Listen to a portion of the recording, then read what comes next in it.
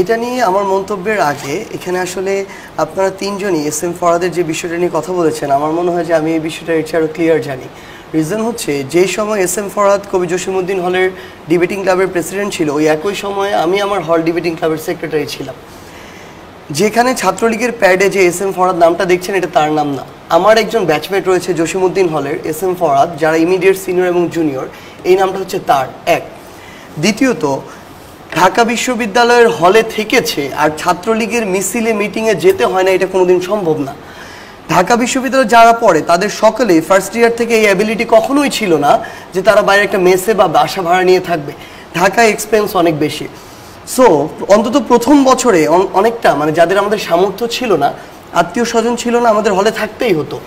হলে থাকার পূর্ব শর্ত হচ্ছে, হলে আপনার বেডে যাওয়ার আগে আপনাকে গেস্ট রুমে যেতে হয়, এই গেস্ট রুম গণরুম কালচারের সাথে পরিচিত হতে হয়। আমার জায়গা থেকে এই এস এম ফরহাদকে আমি সরাসরি ছাত্রলীগের মিছিলে কখনো দেখিনি। আমাকে নিজে, যেহেতু আমি হলে থেকেছি, আমার ছাত্রলীগের মিছিলে মিটিংয়ে যেতে হয়েছে। তবে ওই যে ফুল দেওয়ার বিষয়টি, যেটা তারা ছাত্রলীগের প্রেসিডেন্ট সেক্রেটারিকে দিয়েছিল হল ডিবেটিং ক্লাবের প্রেসিডেন্ট হিসেবে, এটা যদি কোনো একটা হলের ওই মুহূর্তে হল ডিবেটিং ক্লাবের প্রেসিডেন্ট সেক্রেটারি ছাত্রলীগকে মেনটেন না করতো, তার যোগ্যতা থাকা সত্ত্বেও ওই হল ডিবেটিং ক্লাবের প্রেসিডেন্ট সেক্রেটারি হতে দেওয়া হতো না। এটা হচ্ছে রিয়েলিটি। এবং যদি হয়েও যেত, যদি তারা এইটুকু অন্তত ফুল দেওয়ার মতো উদারতা না দেখাতো, তাহলে ওই ডিবেটিং ক্লাবকে ওই হলে কোনো প্রোগ্রাম করার ওই স্বাধীনতা দেওয়া হতো না।